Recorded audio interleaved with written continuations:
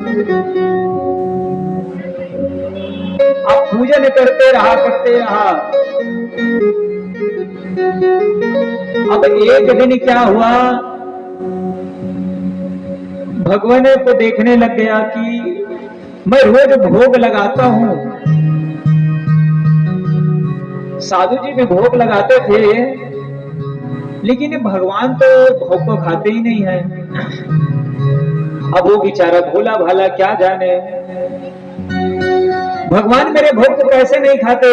वो चिंतित हो गया, रोने लगा कि प्रभु आप मेरे भोग को कैसे नहीं खाते हैं। मैं इतने प्रेम से, इतनी भक्ति से आपको भोग लगाता हूँ, आप मेरे भोग को स्वीकार क्यों नहीं करते? आप मेरे से रुष्ट हैं क्या? आप मुझसे क्रोधित हैं क्या?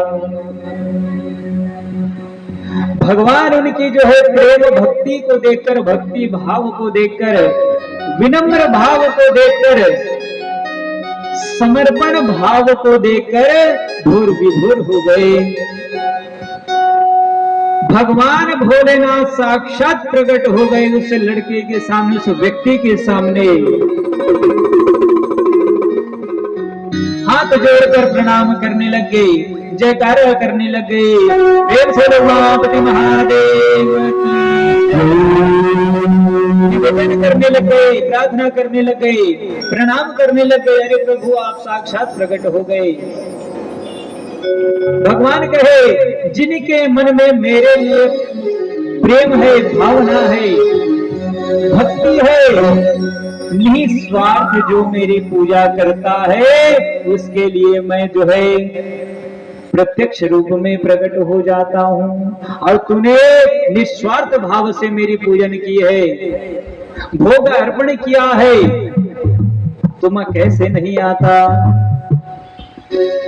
अब वह जो है पूजन करने लगा, भोग लगाने लगा।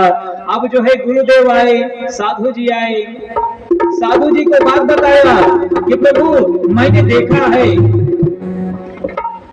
कि आप जो है पूजा करते हैं, भोग लगाते हैं, परंतु भगवान आकर भोग नहीं लगाते, समर्पित नहीं लेते। परंतु मैंने भोग लगाया, भगवान प्रत्यक्ष रूप में प्रकट हुए और मेरे भोग का जो है भोग लगाए हैं। साधु जी कहे अरे तुम मूर्ख है,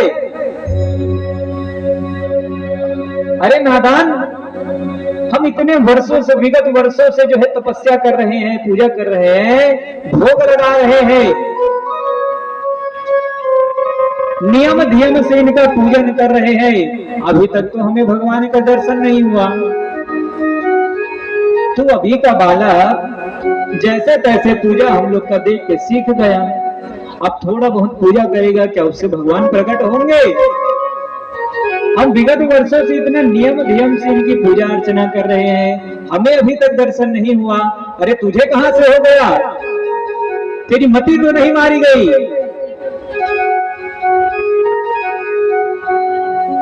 साधु जी को कहे बालक, नहीं प्रभु, नहीं साधु जी, महाराज जी, मैंने देखा भगवान स्वयं आकर मेरे भोग का जो है भोग लगा गए।